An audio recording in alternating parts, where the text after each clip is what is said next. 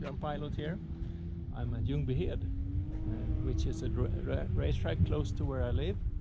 It's a nostalgic place for me because here I started my flying career in 1980. Small propeller planes and also jet planes. It was the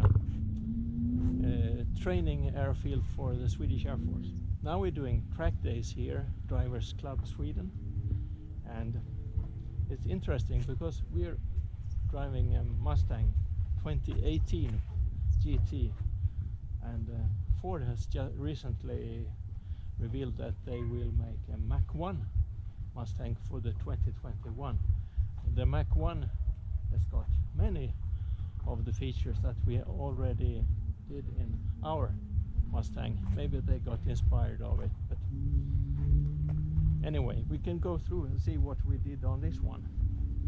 If we start from the back, Steeda track bars below, lighter and stronger, saves weight, which is important. And we also have the Roush X pipe for the sound, but also for some weight. The resonator is removed. Some Swedish tracks we need something to tow the car in, and this Mach to have it in the front too, not like this but another one. And one of the biggest changes on this car is the tires.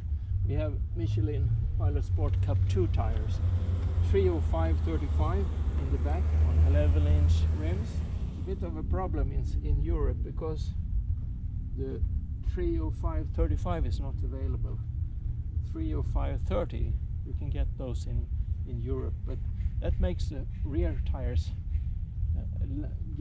with a less diameter than we have up front, so I had to get those from the United States.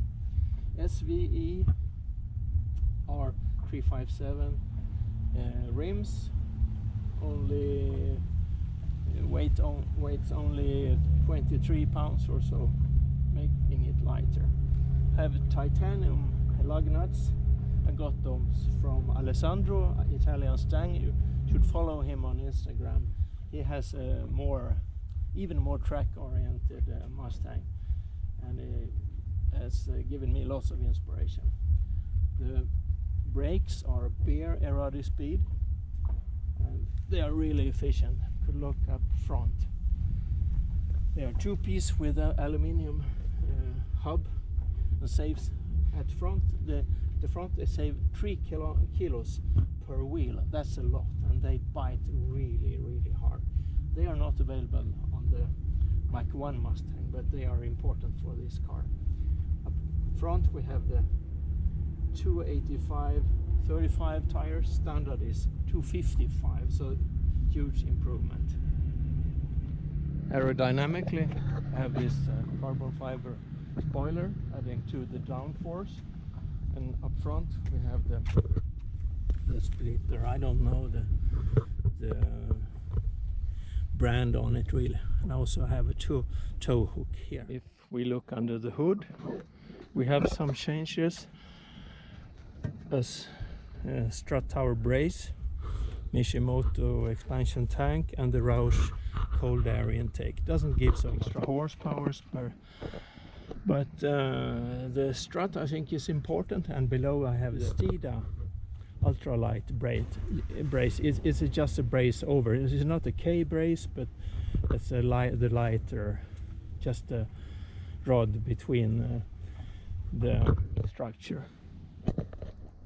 I can't get the larger throttle body that is installed on the Mach 1 2021 model or the Bullet Mustang, because I don't have the software available for the European version of the Mustang. So pretty much standard with the 460 horsepower, maybe a few more thanks to the cold air intake, but not very much. The first season I drove with the Michelin Pilot Sport 4S tires. They are okay, but after maybe 2 or 3 circuits they overheat and you have no grip at all. Most important here for the handling is that I have a Steeda camber plate.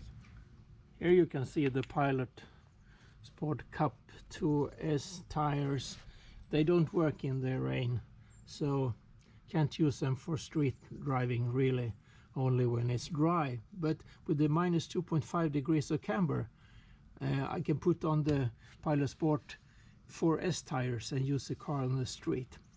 This car has got 4 performance springs, which you can see here all over, lowering the car 20 millimeters all around, and that makes the car very close to a 350R for the chassis setup if you include the stronger sway bars. I can't do the Magneride, so that's the exception. Okay, let's take a look inside. I have the Recaro seats on this Mustang and the 4-point Scroth racing harness. It's important that you are fixed in the car, because if you're bouncing all over, you have to concentrate on keeping yourself in place. But with this one, I'm fixed and I can concentrate on the drive. It's really important. They are quick fits, so I can take them away and use the normal harness for the driving to and from the track, which is very comfortable. Then when I come here, I connect the 4-point harness like this. I know it's for some people consider it more sporty to have a manual gearbox, but I am much faster with the 10-speed automatic. Then I only have to think of the correct track line, the braking points and all that, and the 10-speed automatic works so good, especially in the sport mode, so it's much better for me. What I also like on this track is that it's safety first, so let's put the safety equipment on and go for a drive.